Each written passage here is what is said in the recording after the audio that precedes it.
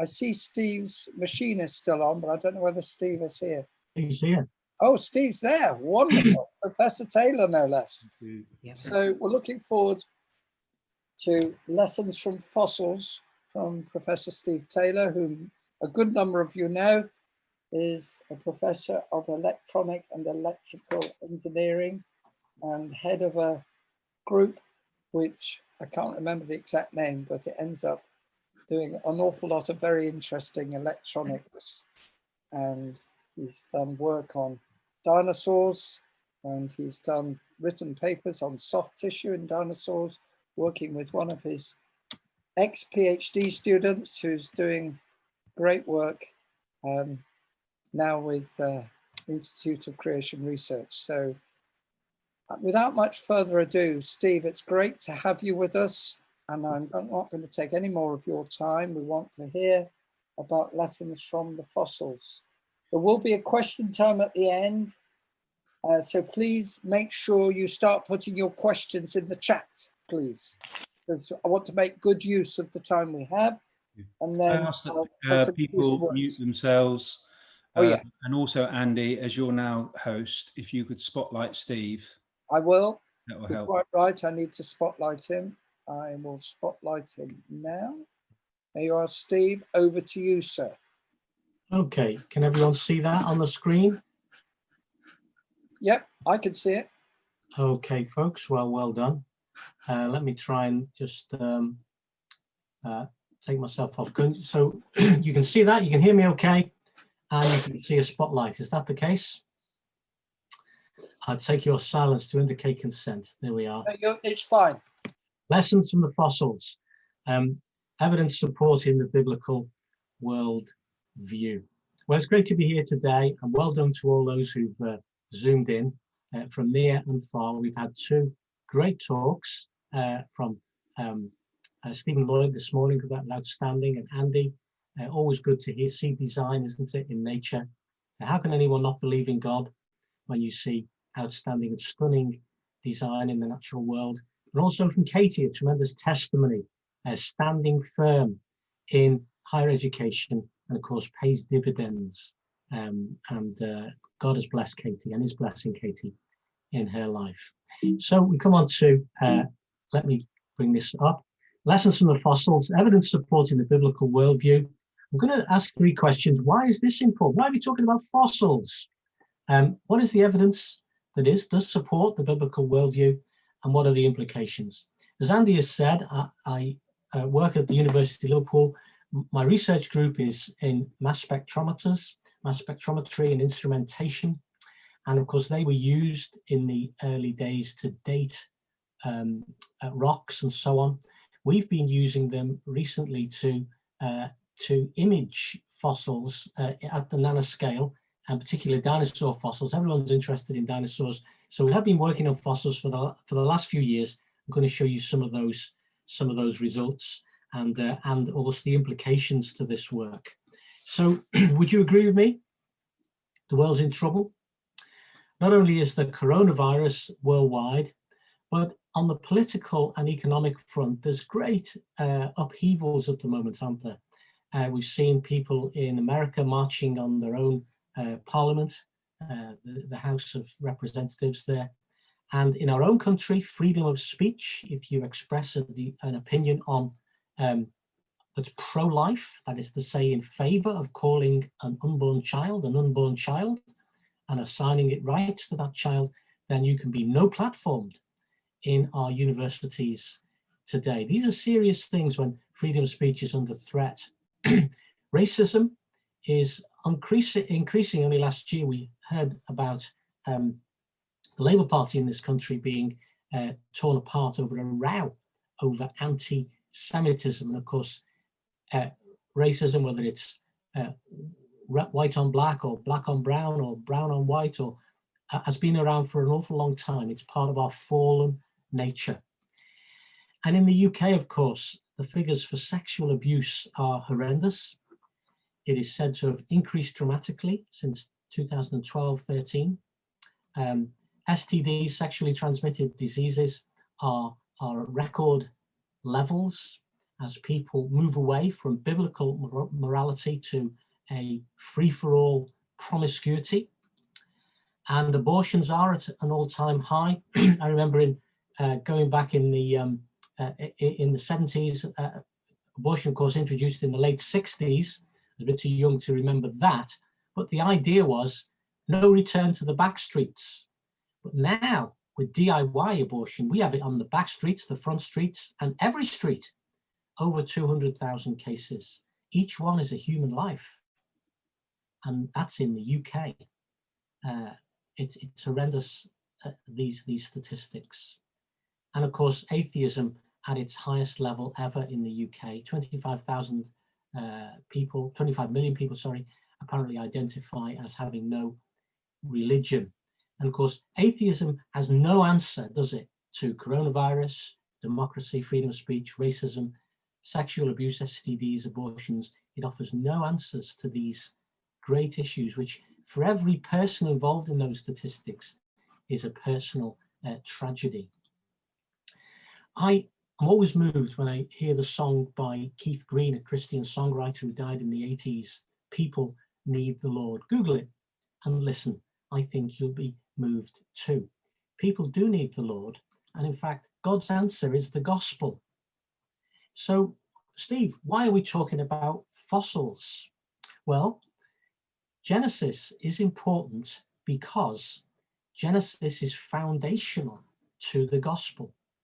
If we lose Genesis, we lose the gospel. And if we lose the gospel in our societies, we lose the culture. I think that's exactly what's happened in the UK in the last 150 years since two things. Firstly was the work of the high critics who, as Andy has said, tell us that Genesis wasn't written by Moses. And of course, that went hand in hand with evolutionary naturalism, which tell us we don't need God anyway, because everything came about over millions of years by natural selection and mutation. But Genesis is in fact a very important part of the creation of the gospel story.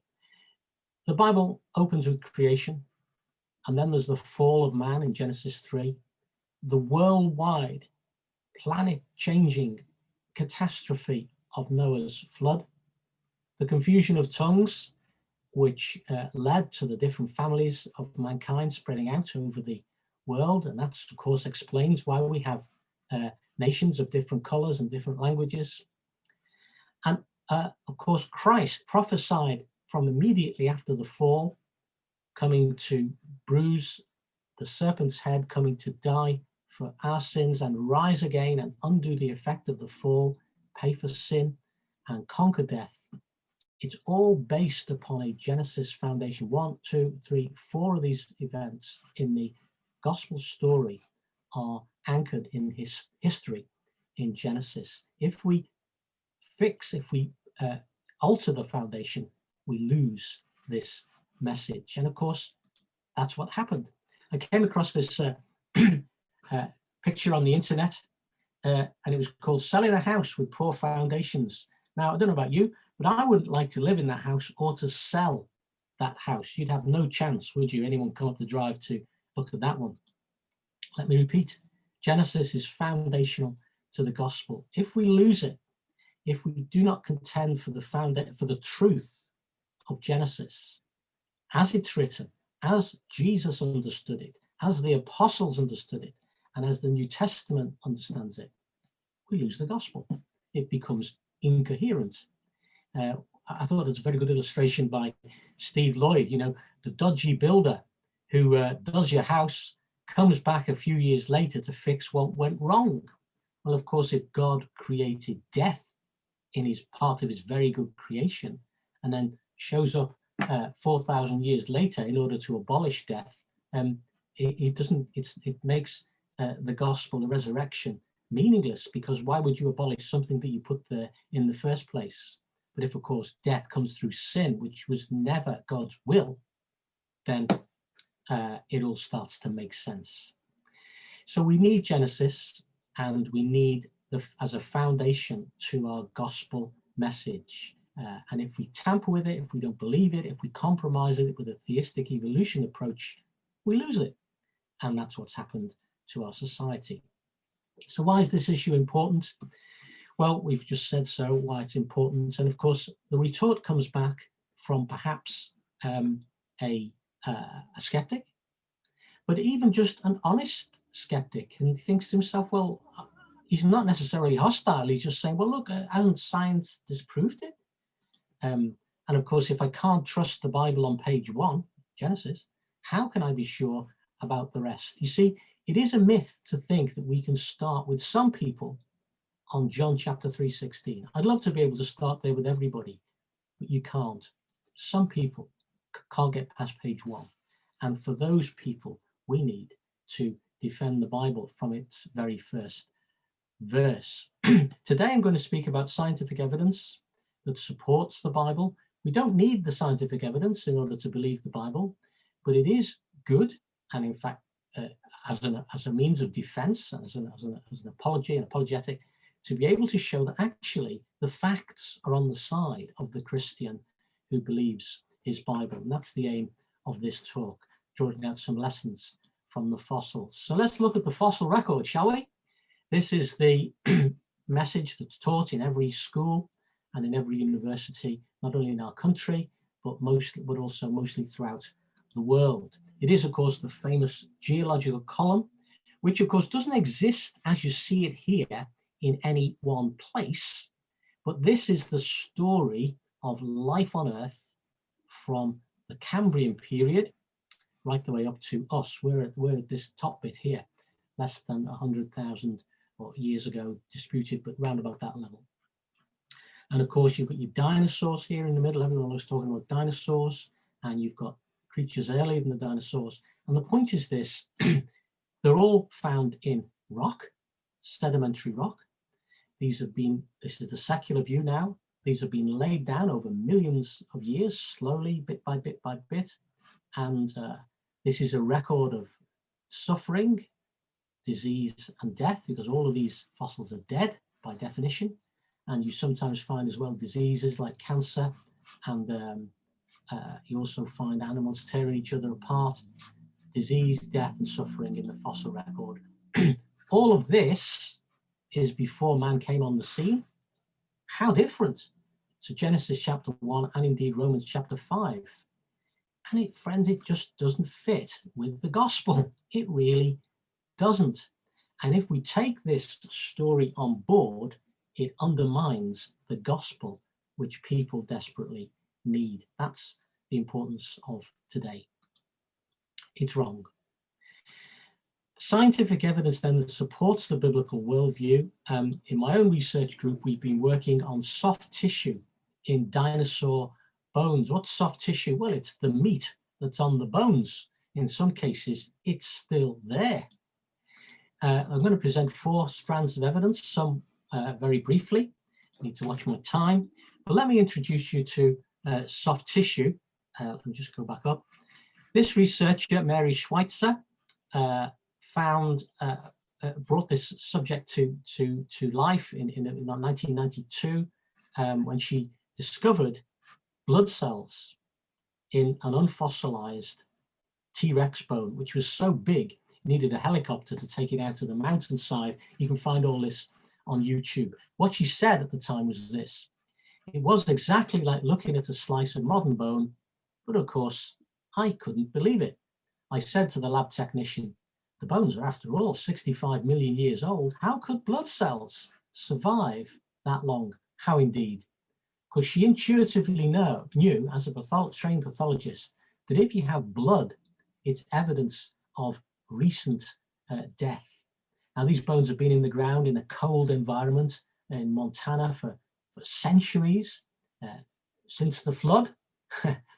But still, there was blood cells embedded in the bone, and that couldn't be if these were millions of years old, and it can't be. And of course, she knew that, and that's been her life's work since she made so many of these soft tissue discoveries to try and reconcile the existence of soft tissue with the millions of years.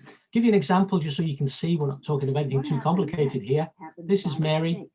Mary put some fragments of the bone in acid to dissolve away the outermost layer of mineral. But the acid worked too fast and all the mineral dissolved away. Being a fossil, there should have been nothing left. But there was. It was elastic, like living tissue. This is the piece. No. She showed us video she took under the microscope. That's really what happened? Yes. That's the dinosaur Yeah. bone? Without mineral now. That's what was left.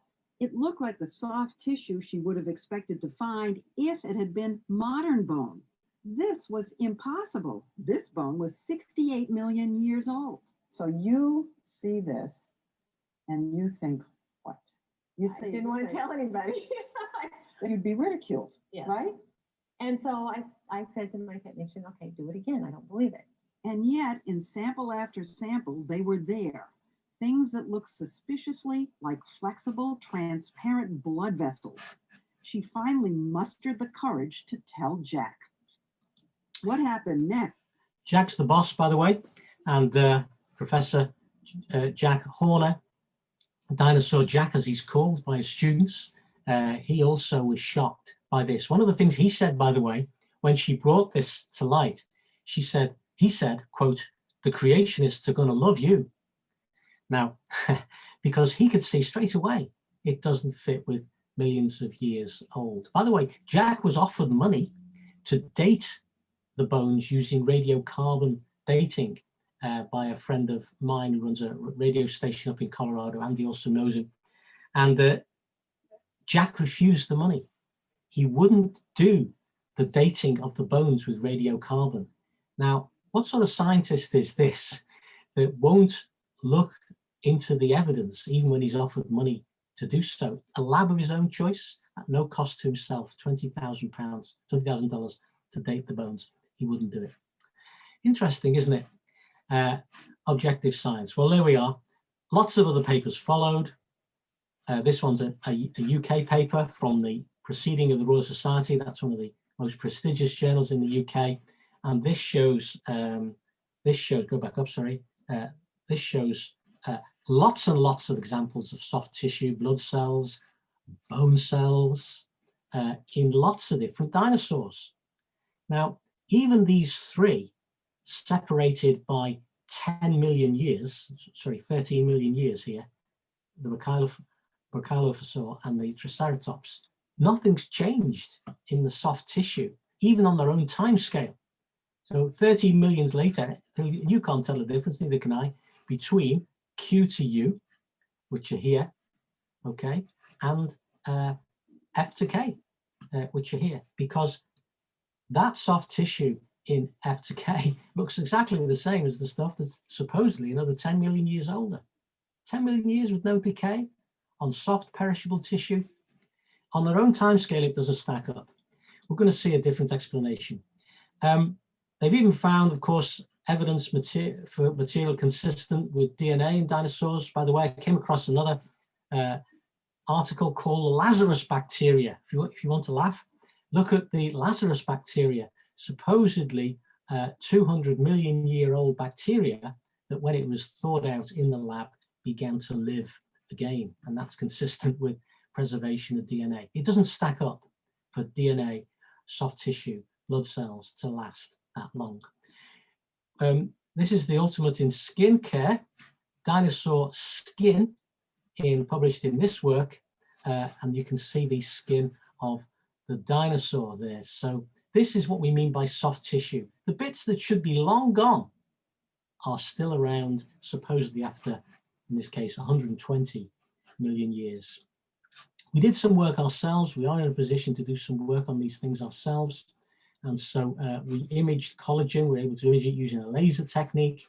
This is at the University of Texas Southwestern. There's modern bone. You can see there, you've got a little box there, and the modern bone that's showing the collagen. That's a fragile protein.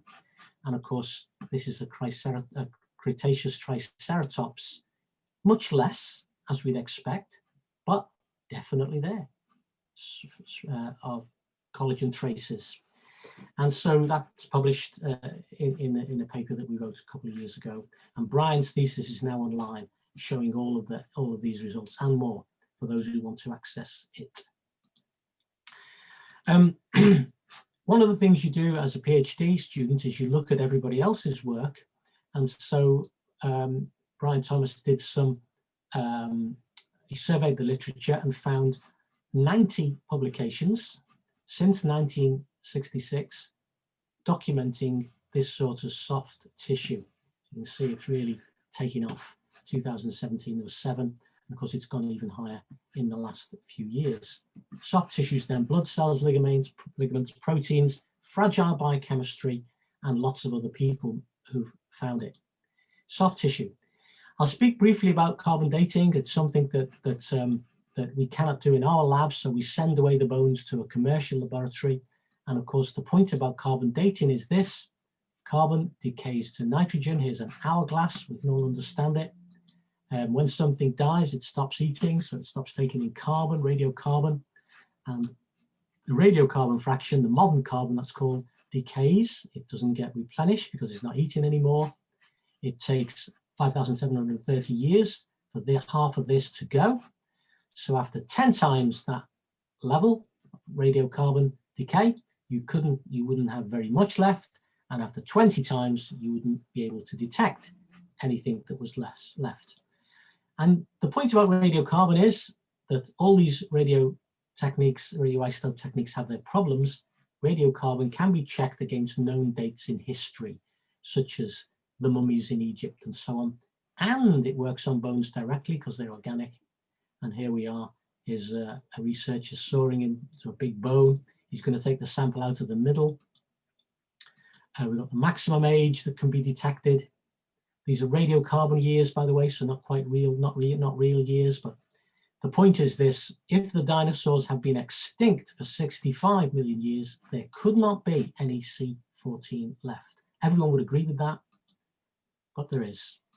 And C14 presence in dinosaur remains provides strong evidence against millions of years. Dinosaur evidence, C14 also in coal, in diamonds, in natural gas, all of these things which this does not fit with a millions of years old Earth. Our own work here, just to show that medieval bones date well, Ice Age as expected, Pleistocene, and dinosaur too has carbon, radiocarbon, percent modern carbon in there.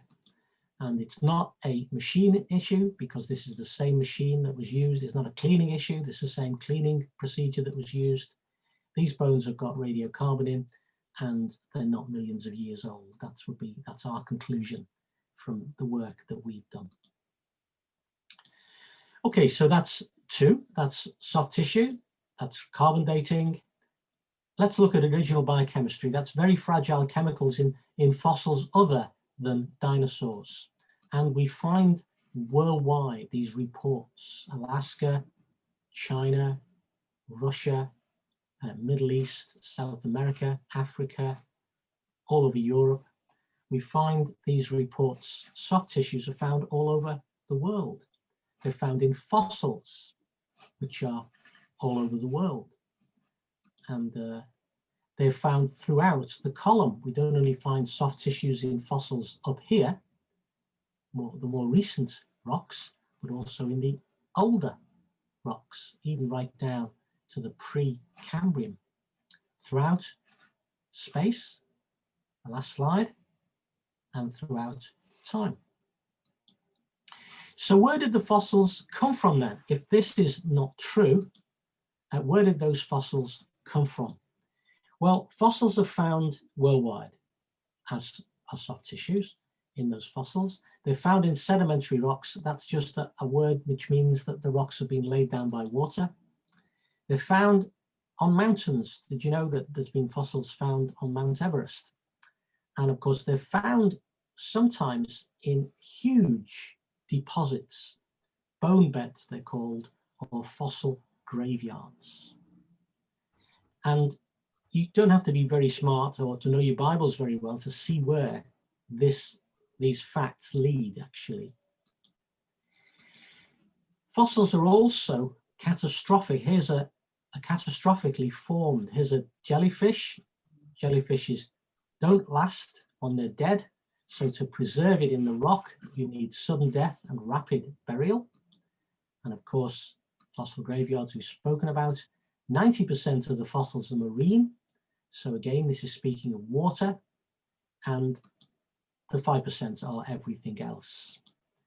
And here's the fossil from Mount Everest. This one is an ammonite fossil, so it's a sea creature, marine fossil here, and others, trilobites, and so on. Newly discovered colloidal limestone from the summit of Mount Everest contains skeletal fragments of trilobites, ostracods, and crinoids at 8,520 meters. So it's up here. Fossil graveyards, here's one in Canada, over 1 square mile of thousands of Centrosaurus. These are the size of these things. Much bigger than a hippopotamus, and much bigger than a human, and there's thousands of them, all fossilized together.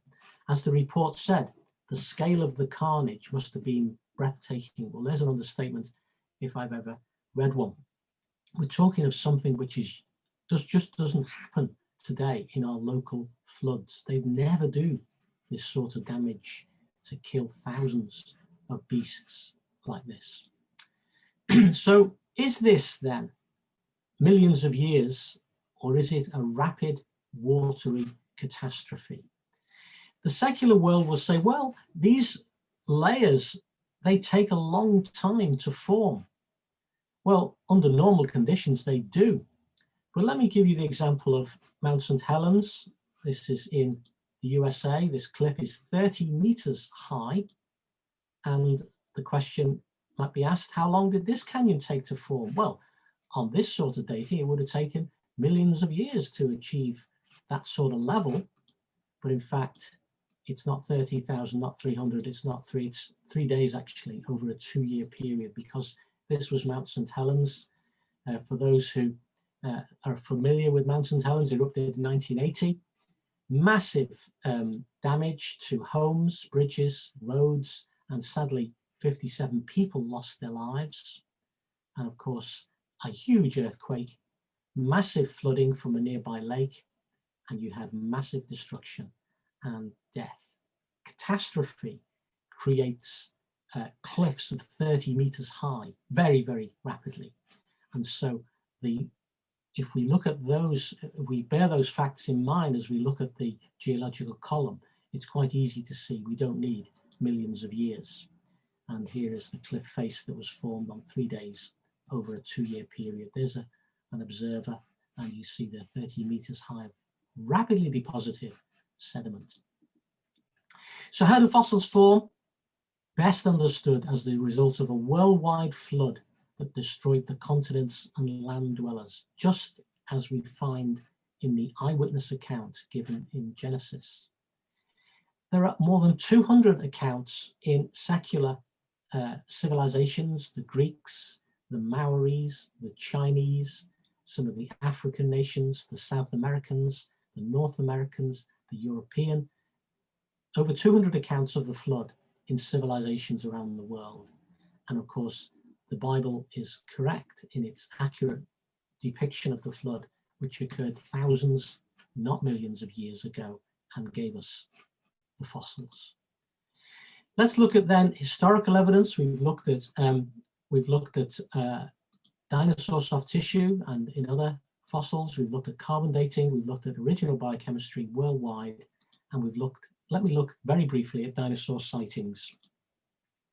This is a temple in the Far East at Taprom in Cambodia.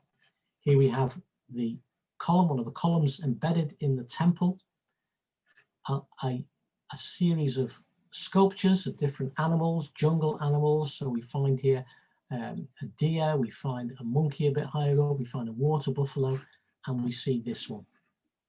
And of course, it's a dinosaur carving.